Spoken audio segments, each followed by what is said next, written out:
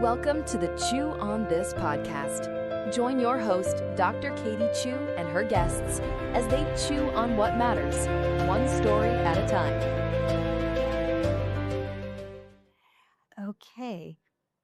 Well, hello. Welcome back to another episode of Chew on This podcast. And I'm your host, Dr. Katie Chew. And tonight I have two beautiful, beautiful colleagues of mine. I have Dr. Dana and also Dr. Dawn. Would you guys like to share with my audience of why we're here? We're here today. We are representing Bausch & Lomb contact lenses. We speak to other doctors in the industry, and we're just trying to share our knowledge with Bausch & Lomb contact lenses and the portfolio of lenses that they have to help our patients see better and live better. Yeah. And do you want to add to where are we? Like what? So we are in beautiful Tampa right now, not New York. That would be Florida. And we're here for our yearly training, which is required in order for us to have the ability to speak to all the other doctors. We have to make sure that we are well trained and educated as well. Yeah. And if you guys don't mind, maybe share with my followers a little bit of what you guys do. I am an optometrist, and I'm in private practice in the Chicago area. I have been in business for over 30 years and love every minute of seeing my patients and caring for them and their vision. And I enjoy forming the relationships with them that I've had for all of these years and meeting wonderful women like you. So, and yeah, it's really a sisterhood, isn't it? it truly Yes, is. It really yes, is. most definitely. I think we've been doing this for how long now? Since 2020. Since 2020. So Maybe you 6 two, years or 7 years. No, you're a veteran now. Yeah. And so, yeah, share with them a little bit about your history. So I have two practices. I'm a private practice owner. I just hit 11 years this March, and I had 6 years in retail, 6 years in ophthalmology, and then went to my own private practice. Love what I do, but just sort of wanted to diversify and find other things to keep me excited and to keep me entertained and to allow me to give best care to my patients. So explored other options. I'm the chair for New York State's Board of Optometry. I sit on ARBO, and I'm the treasurer for the Albany Executives Association. So it allows me to have a really great mix of practicing, seeing patients, keeping the passion alive, but also keeping my hands and dabbling in other areas so that I keep the passion and the spark alive. You know, I always say you're not busy enough. I've said that same thing to you too. Yes, yes. I don't know where she finds the time. Well, you're doing an amazing job, both of you guys. Oh, and thank you. so, you know, I think for us being seasoned optometrists, I think we've have been leaving a very strong legacy within our communities, right? I And agree. so, yeah. All right. So part of my format is we have hard chews and soft chews. These are questions that we're going to be pulling out of these bags, and we're going to take turns answering them. Okay. So since you guys are my guests, you're going to pull a question out of the soft chews. These are the fun, easy to digest questions, okay? Let's find something good. Yes, the hard questions are the ones that are going to be a little bit harder to Okay. chew on. I'm scared. All right. Read. Oh, what kind of energy do you naturally bring into a room?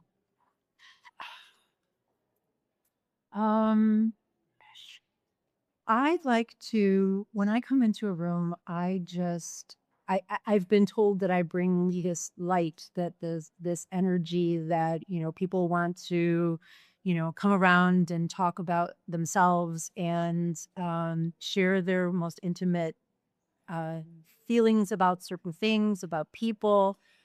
My patients, when I see them all the time, they're like, thank you for listening. That's what I really feel like. I'm that person that they feel that they can confide in and, just really want to share something that's going on personally in their lives. So We're very easy to talk to. Well, thank you. I think for me, realness, relatability.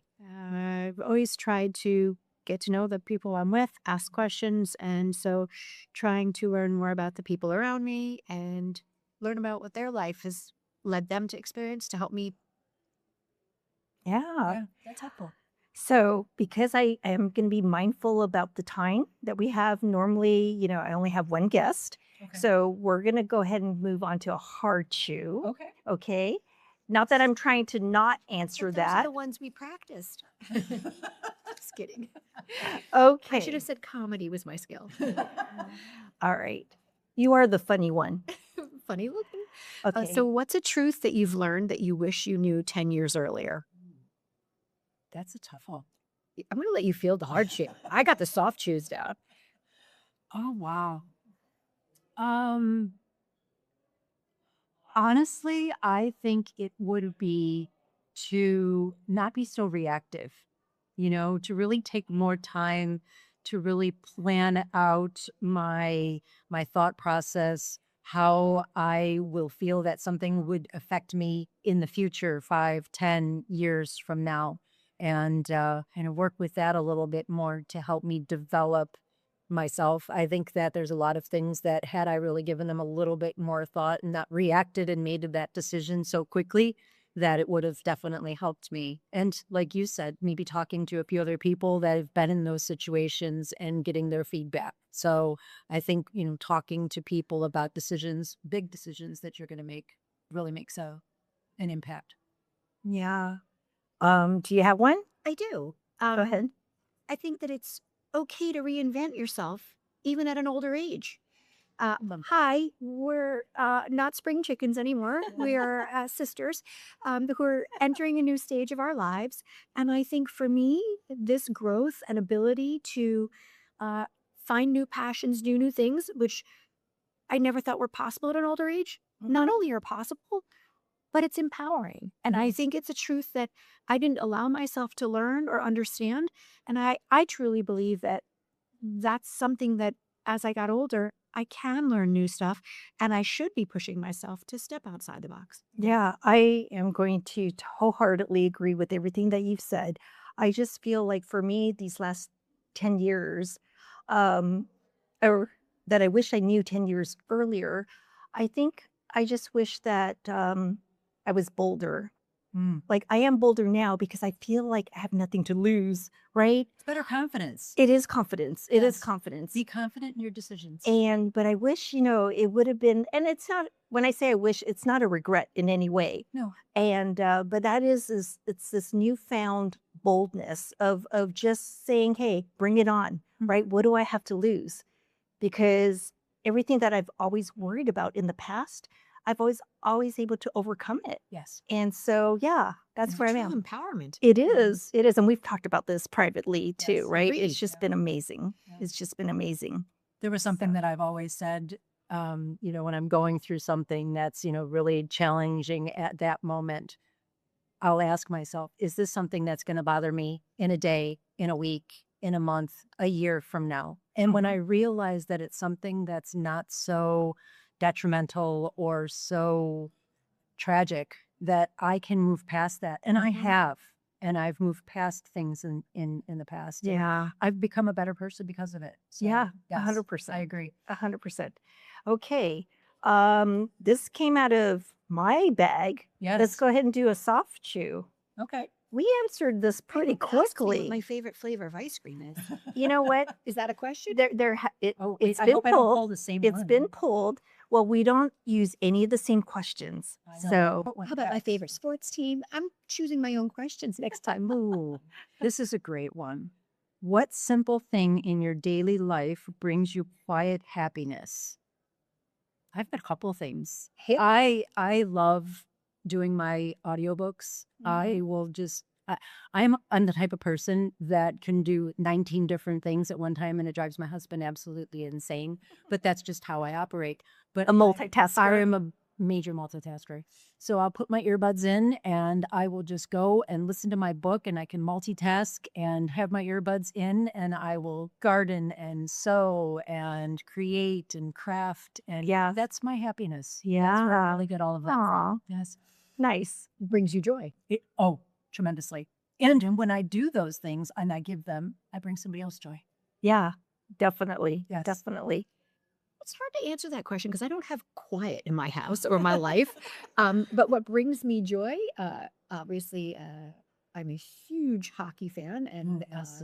Oh, I didn't know that. Oh, yes. I am one of the Really? season ticket holders for the Boston Bruins. I live in New York, and driving to Boston every weekend is my escape from reality. It's not quiet, but it's the place when I walk into that arena and nobody knows who I am. I step out of my professional role for 2 hours and I can be a nerd shouting out all the statistics and cheering as loud as I want to. It is a wonderful release for me. So that brings me happiness. May not be quiet, but it's happiness. Yes. I love that. You know, this is something that's new that I've added to my daily life. And I was never able to take naps. Oh. I would feel guilty because I wasn't keeping busy. And so probably the last 3 months, this is how new it is, I'm giving myself permission to take a nap. That's awesome. And that actually is a quiet happiness because I don't feel guilty about it anymore. And are you able to shut the world out and fall asleep? Yes, Or is I am. I am. right away, or do you have to teach yourself how to do that? No, I can. Yeah. It's just before I wouldn't even allow myself to even crawl into bed, and now it's like, it's nice. I find it like a quiet reward without the guilt. Yes. So it's The guilt, I totally understand that, and that's why I don't now. So maybe I'll have to take a little page out of your book and start to do that for myself. Well, I could as well. never. And it's like I Yeah. said, this is a new type of routine I'm adding. I don't do it daily, but at least maybe 2 to 3 times out of the week that I'm able to do that now. I couldn't do it at all. No. So, all right, we answered that and we're going to pull a hard one. Okay. Here we go. Oh my goodness. Okay, there's so many here. All right, let's pull this one. So what's a decision you made that didn't make sense to others but felt completely right to you? Oh man, first, I don't know. What decision you made that didn't make sense to others but felt completely right to you? Well, I already know this one. I mean, just it came to my head first. Yeah. Was marrying my first husband. Yep. It didn't make sense. They all saw the red flags, but at that time, it just felt like the right thing. Yeah. Like I was in love. Yeah. Right? But everybody around me knew he wasn't the right person. And so yeah, I'm going to keep it at that, nice and short, but that is something. Yeah. Yeah. Oh boy. I make a decision that everybody doesn't understand on a daily basis. So trying to come with one is a little bit tricky. So one that was recent is one of my locations for my stores. The landlord passed away and I have a new landlord and he quadrupled the rent. And my attorney and my accountant and everybody advised me not to stay there, just to close that office and come to my primary office. And I sort of was on the same page. And the last Friday before I was going to give my notice to my landlord, I had a patient, an 87-year-old man that I've been seeing for 10 years.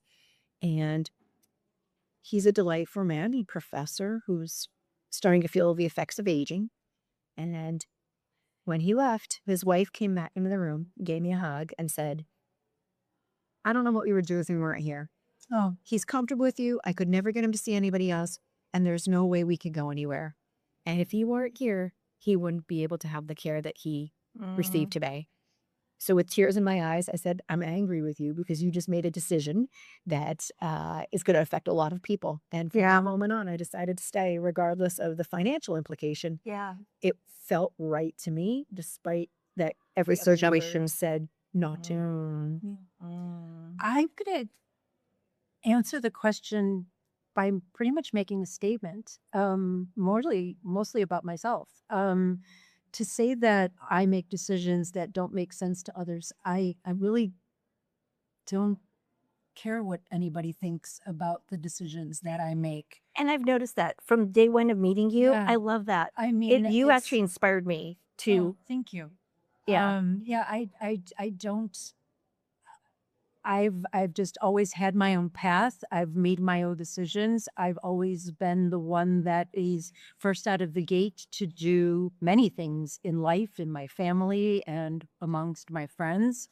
And yeah, so I don't care what anybody thinks. I like to be my own person. I like to, try to make things better. Yes, sometimes I make mistakes, and I will admit that, and I deal with them. But I am in charge of my own life. I make my own decisions, and I don't want anybody else to make that for me. And if somebody has an opinion about that, that's their opinion, but it doesn't impact my life. Yeah. And we all make mistakes, right? Of course. How else do we learn? Exactly. I mean, I think that's one of the things is that we've learned privately just through our conversations that we've gone through life. Yes. Each of us has gone through life. And, but we've all seemed to be able to pick ourselves up and move forward. Yes, but that's the beauty of our friendship and our profession is that I'm so polar opposite. Every decision I make is because I'm worried about what everybody else is going to think of me. And this is what's so beautiful about our friendship, but also about our paths. I draw inspiration. And I'm like, well, that's how I want to be, right? And so having somebody who really demonstrates the exact opposite of what I am and has success and beauty and grace and all that, it's inspiring and wonderful. And with you, Katie, it's different. Watching you grow over the last 7 years of our friendship has also been super inspirational to me because I feel like you are 1,000% different person, confidence-wise, empowered-wise. Always been an amazing doctor, always an amazing human, always been that soul of beauty. But watching your change has also been an inspiration to me the same way Dawn's inspiration to me of her strength. It's really empowering and amazing and wonderful to see you have this Transformation. Yes. It's 100%. been a transformation. I mean, honestly, from my perspective, yeah. And along with that, I was going through some things last year and talked to you and both of you. And the words that you both said to me were things that I was never told by anyone else, that I was strong, that I had that I was confident, that, that I was inspirational. And I needed that. And I'm grateful to have both of you to provide me with that. Yeah. So that was lovely. And I hope you guys realize we don't live in the same state. We're across the country. And yet and we only really see each other once a year. Yes. Right? But it doesn't feel like that. No. Right? Never. Yeah. And I love that we keep in contact. Yeah, we It's do. just from text or Can whatever you it share is. with them our little group name? We normally have 5 people on it. Of our Yes. fabulous sisters, but we have fabulous 5. Yes. We are the terrific 3 today. Yes. Missing our sisters, Yes. but fabulous 5. And I think for me, this growth that we talked about, started around the same time as Katie's did. But I think what it's allowed me to do is feel inspired, but okay, but also have someone to know that maybe challenges. We've talked about business challenges, experiencing a lot. We've talked about personal challenges. Yes. And it's connecting. It's inspirational. It's amazing to know that I'm not the only one doing things for beginning things. You're not alone. So it's really been, You're never alone. this has been a real gift for me Yes. Yeah. in more ways than one. Definitely. Okay, I kind of lost track. Are we on the soft or was this a is a soft? hard. This was Nobody's a even hard. asked me my ice cream yet, so we're going till I get that question. Okay, well, we might. Can I sort through and Yes. Cheating is allowed. Some of these are just bundled up together in a big wad. Yeah, same here. I get ice cream. Oh, you can answer ice cream with us. Perfect. My answer is ice cream. What is something in flavor? your life right now that you want to enjoy more instead of rush through? What kind of ice cream and a cone? Amen. What flavor? Oh yeah. Oh, I'm definitely a chocolate or cookies and cream kind of girl. And you? Oh my goodness. Mine is right now currently dark cherry. Ooh, that's yummy. I am a pistachio girl inside and out. Okay. Love That was my pistachio. first. Yeah. And then recently somebody introduced the dark cherry and I'm like, oh my goodness, this Yeah. is so yummy. Heavenly. Yes, but pistachio is way up there as well. It is. Yes. So are you happy now? You got your ice cream? I made it. I made it happen for you. Thank you. All right. So I think we all answered this one. Yes. Yes, without rushing through it. Yep. Nice scoop of ice cream at the end of the day. Well, watching Netflix for me is definitely a winner. All right. Here's a hard one. Okay. So what's the risk you didn't take that still lingers in your mind? Oh my goodness. What's a risk you didn't take that still lingers in your mind? Um, I do think about this. Skiing. Skiing? Yes. Okay. Yes. Because I fell once and then it was so painful. I wasn't injured, but it was just so painful. And I couldn't even get myself to pick myself up because I didn't have that upper body strength. And so the ski instructor is like in front of the class is telling me, use the pole to like dig into the snow and then use that. I could not. So basically he had to come behind me and like lift me up. And so my point is like, I think I still dream about skiing, but I just feel like right now at my age, I'm worried about falling and then breaking a bone, and we just don't heal the same. And so one of my girlfriends who's an optometrist, she had broken her ankle and just it was just that was very disruptive, even though you don't use your foot to see a patient, but it was still disruptive to her day. And so I'm just saying, like, I think I missed my opportunity to learn how to long ago ski. was the incident with you and your learning? That was back in college. That's how long ago. It was in my early 20s or late teens or whatever it was. But, yeah, but my family, they all love to ski. And so that's one thing where I like they're enjoying it and I'm like back at the cabin, I'll make the hot cocoa and get everything ready for you guys when you come back. Yeah. To be on the bunny slope. Yes, yes. So, okay, what do you guys have? I wanted to, when I was 16 and I found out that at 16 you could learn to fly an airplane. My father was a private pilot and I wanted to do that. So I sat there and I started to watch the videos on how to do it. And the guy kind of scared me because it was one of those old VHS videos. And I was a smart aleck kid. And he said something and I talked back. And when he talked back to me, I said, nope, done. I'm not doing this anymore.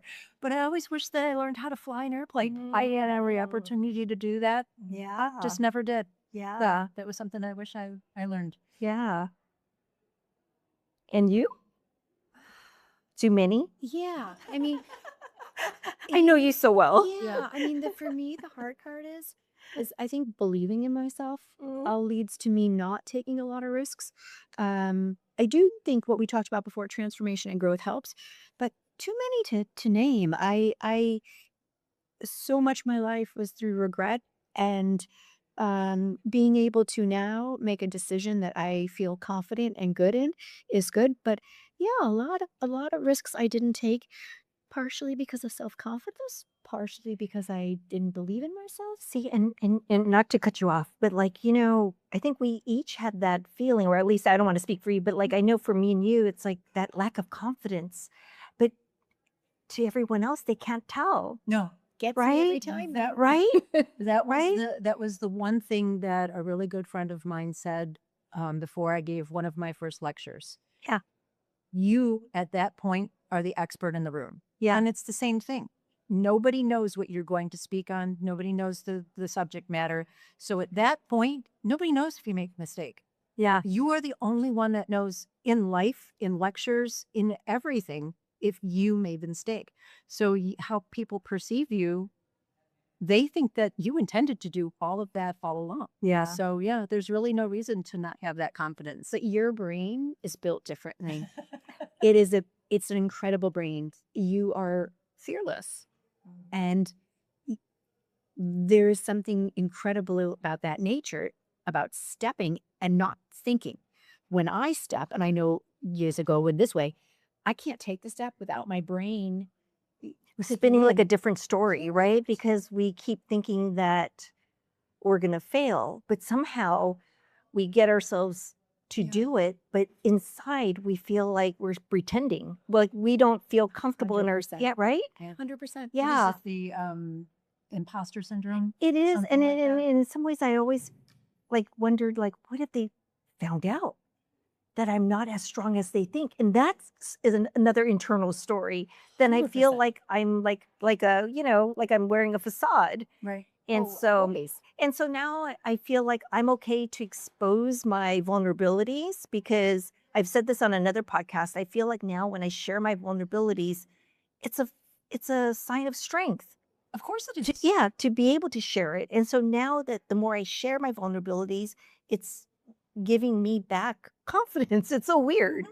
But yeah, That so I makes sense. found that it's a new strength for me. Mhm. Yeah, and that's how we connected, honestly, right? And we found 100%. strength through our friendship. Yeah. And so that's how I see that it's okay to share vulnerabilities. Yes. It is. And you have a personality that makes it very easy to share and to come and confide in. And and Thanks. strangers, we began talking and sharing Yeah. things that I'm not sure many folks would know about either one of us. But that comfort Yeah. was easy and smooth and great.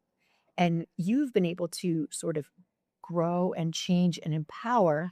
I'm still in that process, but I do feel like we're getting there. And I Yeah. do feel like watching somebody go through it and Yeah. come out beautifully on the other side Yeah. is really a gift and Yeah. really amazing. But I'm to not be able to- perfect. I mean, it's still, you know, I'm still learning, It's a work in right? progress. Oh yeah, Every day 100%. is. That's 100%. like I mentioned here. And it's fun. It's us going through our blueprints of life, trying to get to that end point. We don't know what that blueprint is, but we're learning. I love that. Yeah. Oh, our blueprint of Blueprints. life. Yeah. Okay. All right. I think that was a That was a hard one. That was a Yes. hard one. Okay. I am being mindful. We'll do one of that and then one hard, and then we'll call it a night. Okay. And I have to thank both of you because, you know, we've been flying and getting to Tampa. And so We've been we're, up some of us since 3 a.m. in the morning. yes. And I could not have picked a better soft chew than this was. okay. What kind of people make you feel instantly comfortable?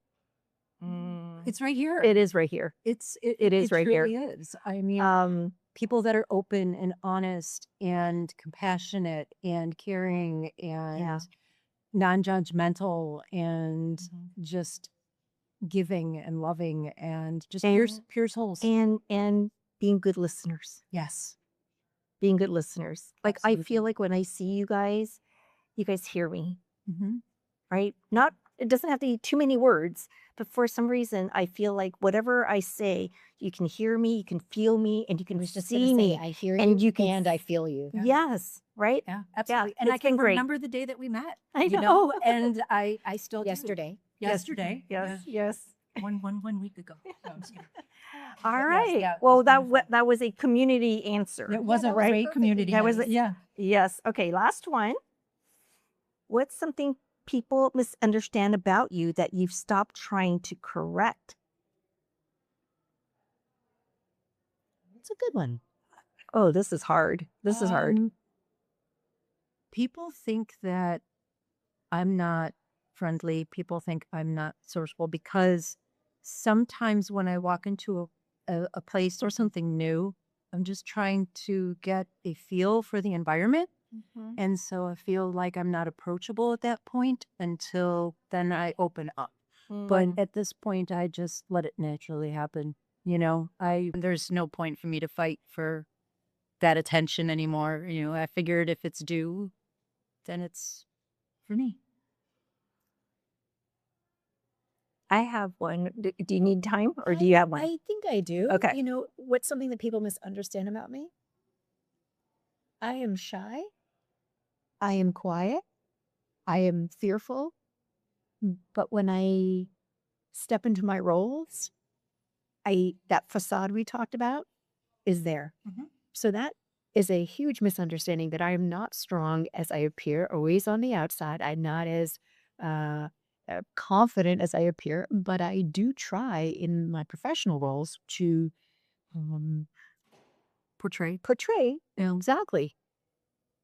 Yeah. It's But it's a necessary thing for us in our jobs, because we are dealing not only with just vision, but we've got health issues with patients Yeah. and personal things that come up. And there's a lot of sensitive issues that we're dealing with our patients many times, and giving them sometimes not so nice diagnoses.